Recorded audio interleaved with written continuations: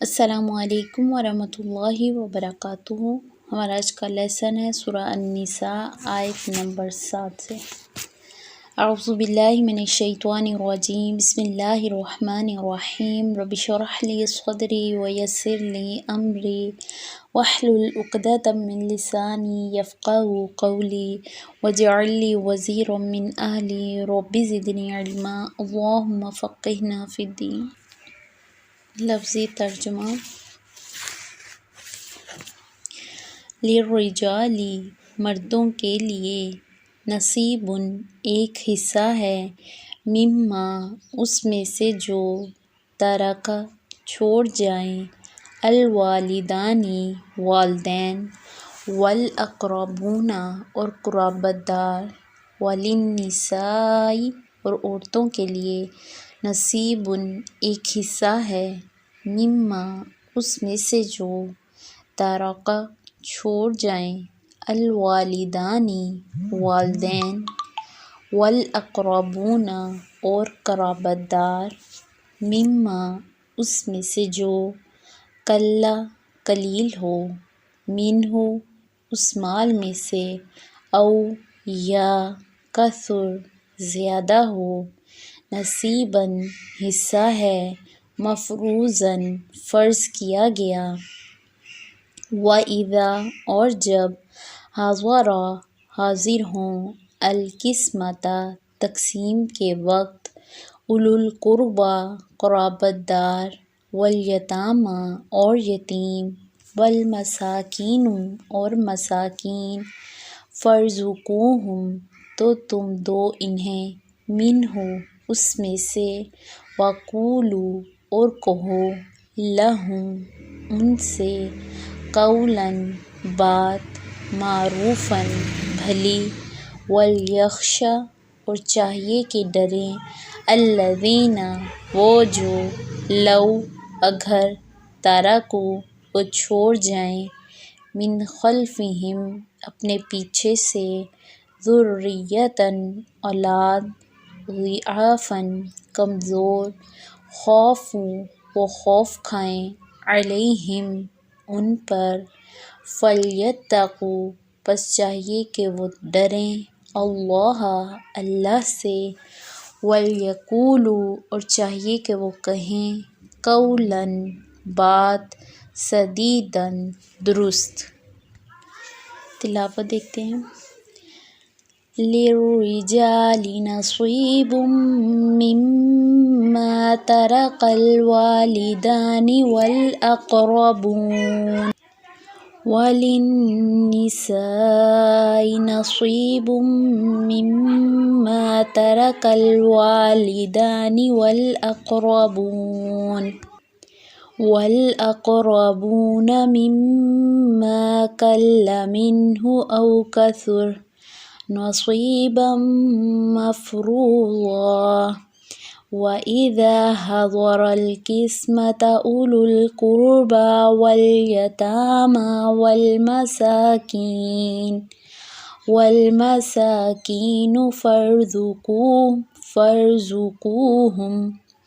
فَارْزُقُوهُم مِّنْهُ وَقُولُوا لَهُمْ قَوْلًا مَّعْرُوفًا، وَلْيَخْشَ الَّذِينَ لَوْ تَرَكُوا مِنْ خَلْفِهِمْ ذُرِّيَّةً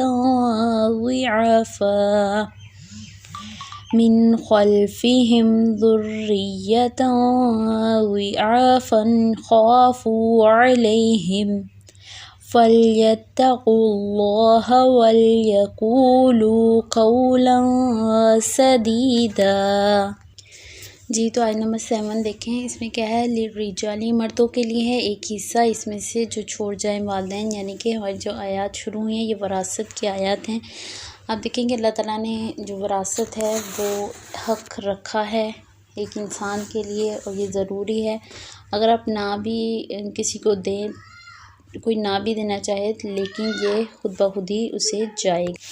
یہ ایسا حق ہے جس کی تقسیم اللہ تعالیٰ نے خود کی ہے اور لوگوں کو یہ ہر ایک کو دینا ہوگا۔ کوئی یہ نہیں کہہ سکتا کہ میں یہ نہیں دیتا، ٹھیک ہے۔ قیامت کے دن حقداروں کے حقوق ادا کیے جائیں گے، حتیٰ کہ سینگ والی بکری کا بدلہ بغیر سینگ والی بکری سے لیا جائے گا۔ یہ حدیث کا مفہوم ہے، یعنی کہ اس قدر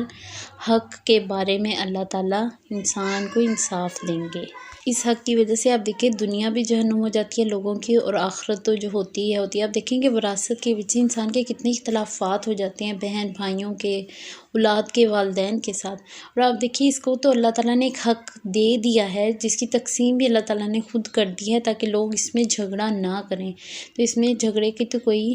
بات بنتی ہی نہیں ہے۔ اس لیے اگر کوئی نہ بھی دینا چاہے تو اسے قرآن پاک کی آیات دکھائیں اور اسے کہیں یہ تو آٹومیٹکلی اللہ تعالیٰ نے اس کا تقسیم بھی کر دی ہے اور اس حق کی ذکر کیا ہے، یہ تو جائے گا ہی اس کی اولاد کو۔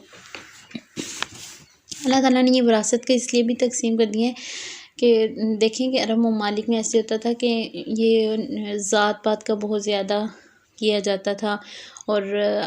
وہ لوگ جو بچیاں ہوتی تھیں ان کو بالکل بھی کوئی حق نہیں دیتے تھے، بلکہ انہیں اچھا ہی نہیں سمجھتے تھے، بلکہ زندہ دفن کر دیتے تھے۔ تو اللہ تعالیٰ نے دیکھیں باقاعدہ کہا ہے کہ عورتوں کا بھی حصہ ہے، اس میں ایک حصہ مقرر کیا گیا، اور مردوں کا بھی اس میں ایک حصہ مقرر کیا گیا۔ اگر کسی کا بیٹا نہیں ہوتا تھا تو اس کے ماں بولے بیٹے کو ساری جو اس کی جائیداد ہوتی تھی وہ اس کے نام کر دی جاتی تھی۔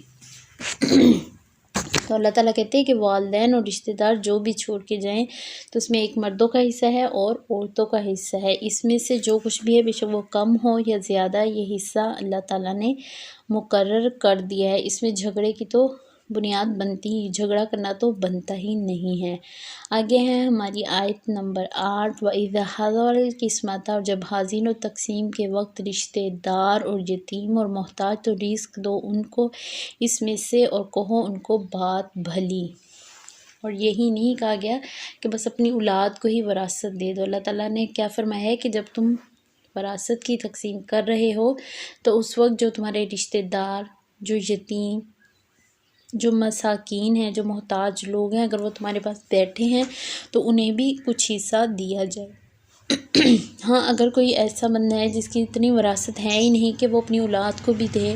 اور رشتہ داروں، یتیموں اور مساکین بھی اس کے پاس بیٹھے ہیں تو اسے نہ دے سکے، تو اس کے لیے یہ ہے کہ آپ اسے کوئی اچھی بھلی بات بھی کہہ دیں، ٹھیک ہے۔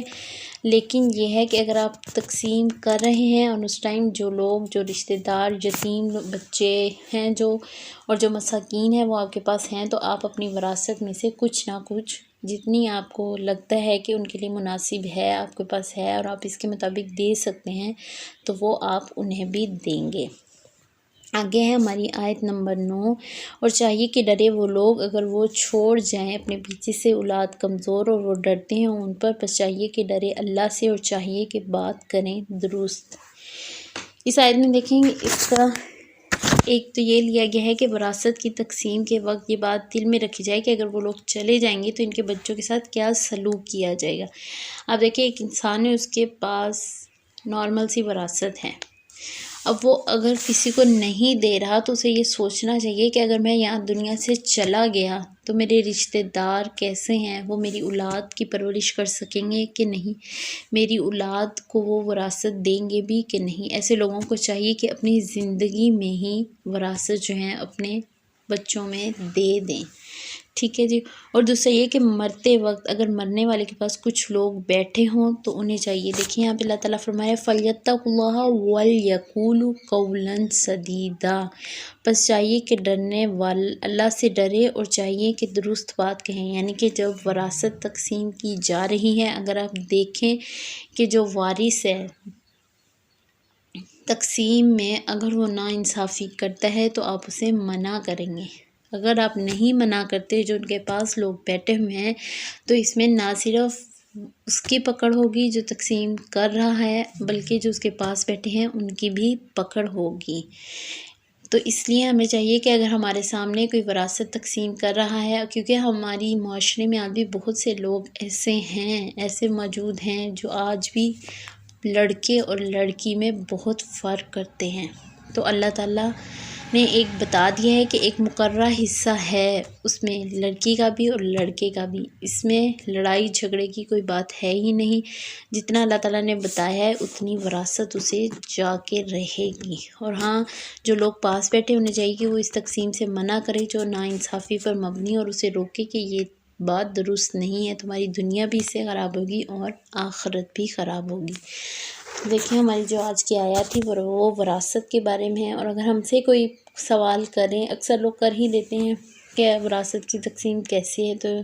کس طرح کرنی چاہیے، تو آپ اسے دیں کہ قرآن پاک میں اللہ تعالیٰ نے واضح طور پہ اس کی تقسیم کا لکھا ہے، آپ قرآن پاک کو کھول کے اسے بتا سکتے ہیں۔ اللہ تعالیٰ سے دعا ہے کہ اللہ تعالیٰ نے جتنے بھی احکامات آج ہم نے پڑھے ہیں وراثت کے بارے میں، ان کے اوپر عمل کرنے کی، دوسروں تک اسے پہنچانے کی توفیق دیں۔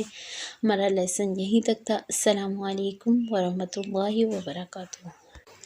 السلام علیکم ورحمۃ اللہ وبرکاتہ۔ ہمارا آج کا لیسن ہے سورہ النساء آیت نمبر 7 سے۔ اعوذ باللہ من الشیطان الرجیم، بسم اللہ الرحمن الرحیم، رب اشرح لی صدری ویسر لی امری واحلل عقدۃ من لسانی یفقہوا قولی واجعل لی